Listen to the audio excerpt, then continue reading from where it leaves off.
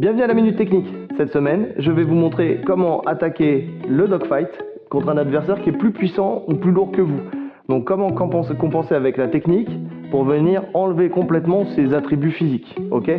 Donc, déjà, première des choses, je vais vous montrer comment recomposer le fait de prendre de la distance pour pouvoir justement rentrer sur le dogfight quand votre adversaire vous met de la pression. Ici, j'ai pas la possibilité de venir tout de suite rentrer les bras à l'intérieur. On sait que pour le dogfight, il faut rentrer le bras sous l'aisselle, mais le problème c'est que j'ai ni la force, ni la souplesse, ni l'espace pour pouvoir créer justement l'espace justement pour rentrer mon bras sous l'aisselle.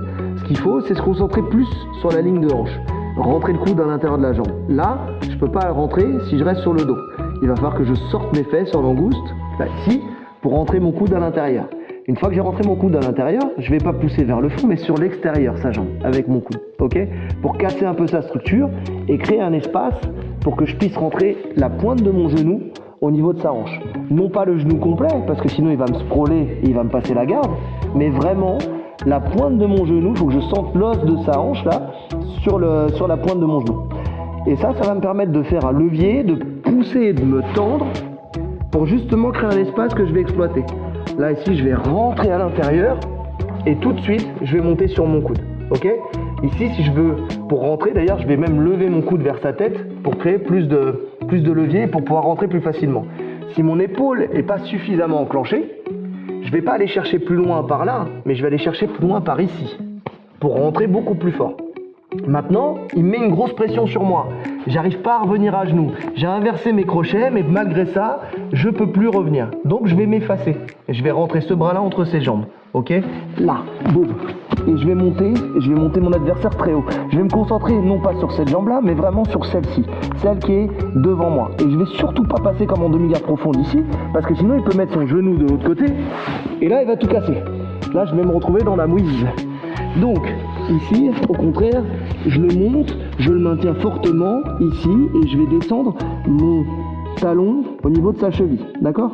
Une fois que je serai très bas et que lui sera très haut, vous avez vu là, son poids en fait ne repose plus sur moi.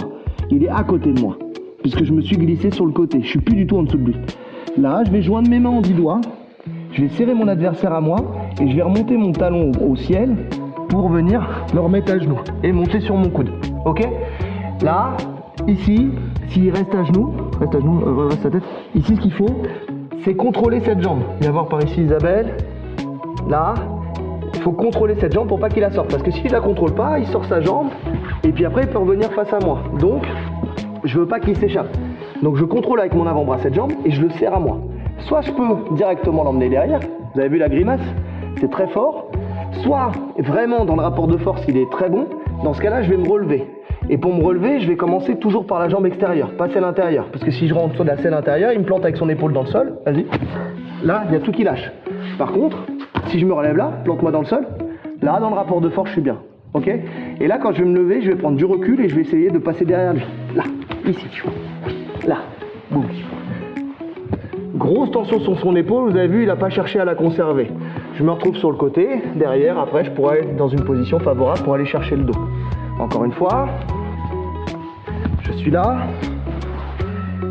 dans ma demi-garde, je sors mes hanches, je casse sa structure, je me grandis, je rentre le bras sous l'aisselle en remontant mon coude, je viens chercher beaucoup plus profondément, j'inverse mon crochet, ici je vois que je peux pas remonter en première intention, je me glisse en dessous, très loin, vraiment très loin, le plus bas possible. Une fois que je suis le plus bas possible, je joins mes mains en 10 doigts, je lève son pied au ciel et je remonte à genoux, ici, boum, là, le coude bien fermé, ok? Là, je vais me mettre sur mon pied et je vais tracter vers l'arrière et sur le côté, boum. Là, son bras, il est sous tension, hein.